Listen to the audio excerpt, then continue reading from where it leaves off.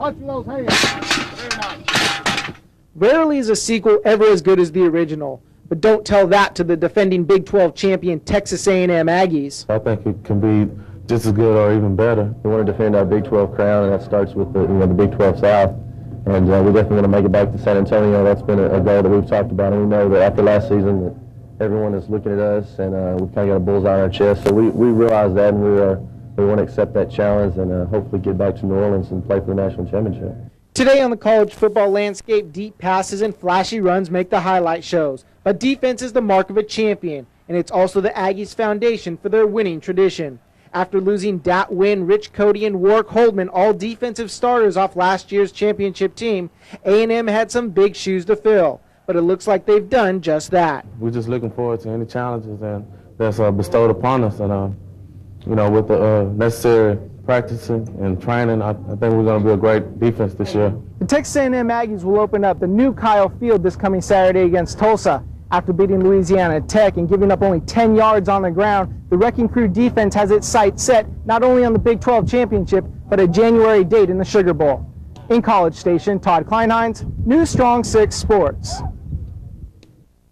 I was so nervous that, I was just like, don't make a mistake, don't make a mistake. But got my first interception. Senior cornerback Jason Webster took that first college start as a freshman and built a stellar career at Texas A&M, earning all-conference honors as a senior and solidifying his spot as one of the top defensive backs in the country.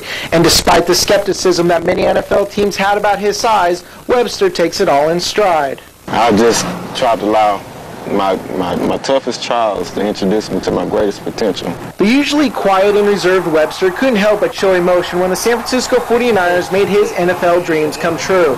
When Coach Mariucci called, I was in the back room, so I came back in, and they were watching TV.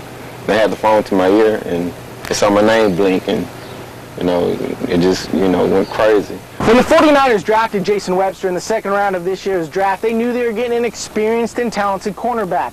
They also knew they were getting someone with tremendous respect from his teammates, and that respect was never more evident than in late November of this past year when Webster was named team spokesman after the tragic A&M bonfire accident. Words really couldn't express how I felt deeply, but I just did my best to try to represent the university. Webster has positively represented Texas A&M for 4 years now, both on and off the field, and will graduate this May with his degree in agricultural management. In College Station, Todd Kleinheinz, News Strong 6 Sports. Reasons they lost, and if they do the same thing tomorrow, Todd Kleinheinz tells us they may drop to 0-2. The war to control the running game starts in the trenches. Here on 3rd and 1, the offensive line blows away the Baylor front line, and Cedric Washington was able to pick up 5 yards. Now it's 1st and 10. Carlton Rowe gets the ball and picks up 15.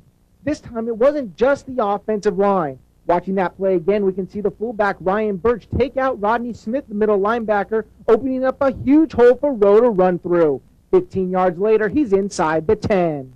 The offensive line once again gets a good surge as Washington dances his way into the end zone for one of his 3 touchdowns and 4 of the Eagles' 350 yards rushing. And it wasn't that I was disappointed in the players. It was not that I was disappointed in what we were trying to accomplish here. Just the sheer fact that even though we made some mistakes, we had an opportunity to win that football game. It gets no easier for the Bears this week as they have to take on Jeremy Rudolph and the UNLV Running Rebels.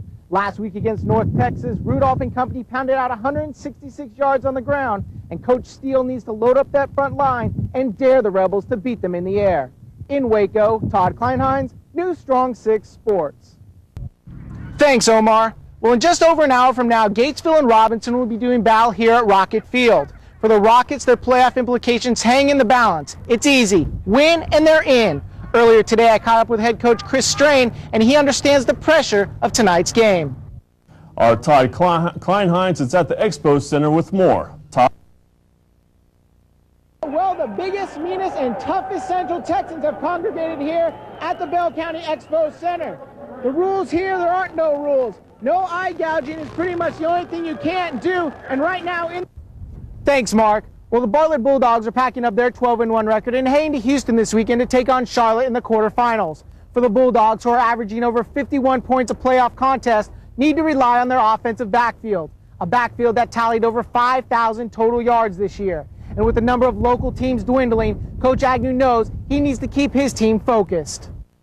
Thanks, Mark. Well, the Butler Bulldogs started off the decade of the 90s by winning 2 state titles in 3 years, 1990 and 1992. They're looking to add a 3rd championship to their resume by winning the 1999 state finals. And right now, they're 2 victories away. With an offense putting up over 50 points a contest, a state championship may seem inevitable. But Coach Craig Agnew knows it's his defense that's going to lead the way.